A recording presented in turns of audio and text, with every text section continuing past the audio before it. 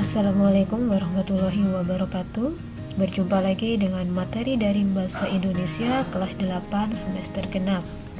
Oke, materi kali ini kita akan mempelajari menelaah isi, struktur, dan kebahasaan teks eksplanasi. Sebelumnya, silakan dipersiapkan buku catatan dan jangan lupa untuk berdoa sebelum belajar.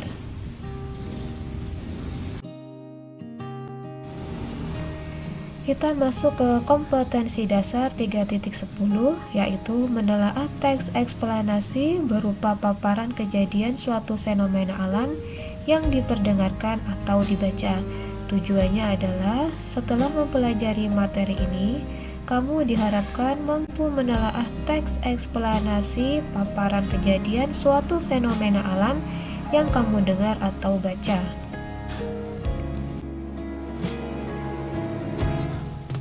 Materi yang pertama yaitu struktur teks eksplanasi. Teks eksplanasi terdiri atas 3 bagian. Yang pertama adalah identifikasi fenomena, yang kedua adalah rangkaian kejadian, dan yang ketiga adalah ulasan. Masing-masing akan dijelaskan lebih lanjut.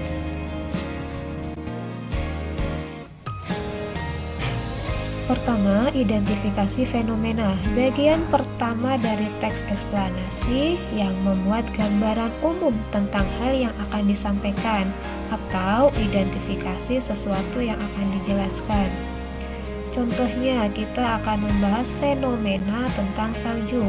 Di bagian awal bisa kita jelaskan bahwa salju adalah bentuk padat cair yang mengkristal di atmosfer dan jatuh ke bumi, menutupi secara permanen atau sementara sekitar 23% dari permukaan bumi.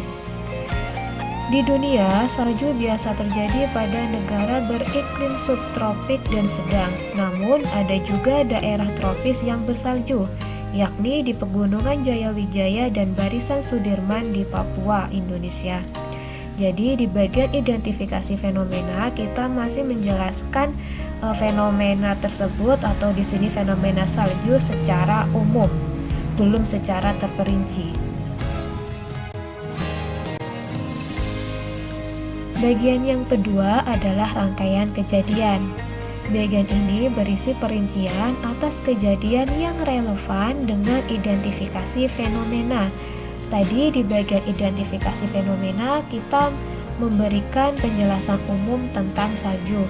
Jadi di bagian rangkaian kejadian kita akan menjelaskan secara lebih rinci bagaimana terjadinya salju. Contohnya,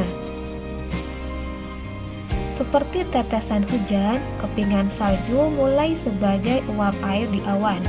Ketika awan sangat dingin, uap air ini berubah menjadi kristal es. Salju terbentuk ketika kristal es kecil di awan bersatu menjadi kepingan salju atau snowflakes saat suhu rendah dan ada kelembaban di atmosfer.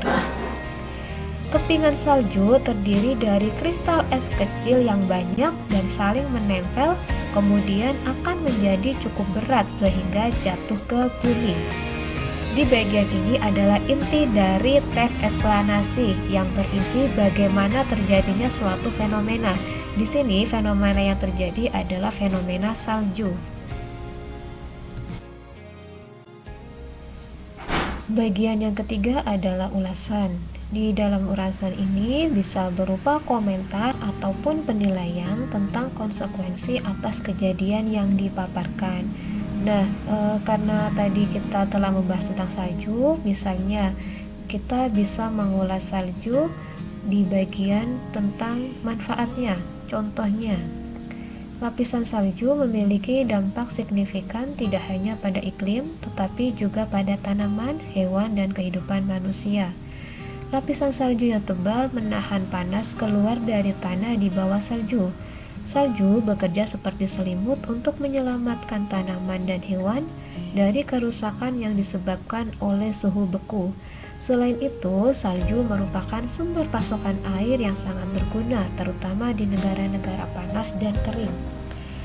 Jadi, di bagian ulasan ini merupakan penutup dari teks eksplanasi. Kita bisa menyebutnya juga sebagai kesimpulan atas apa yang kita tuliskan sebelumnya.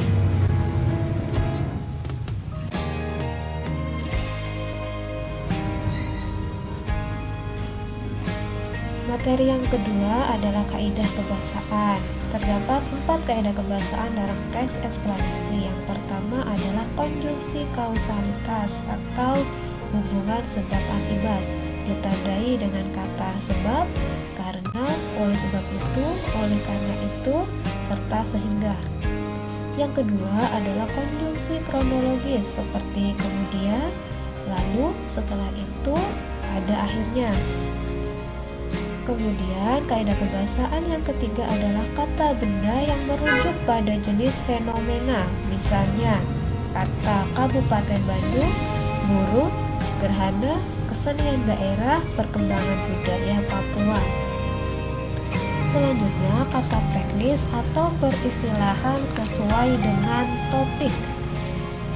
Misalnya, di dalam teks eksplanasi yang bertopik terjadinya arus energi, kita bisa menemukan kata-kata teknis sesuai dengan topik tersebut, yaitu istilah biotik, organisme, ekosistem, dan respirasi.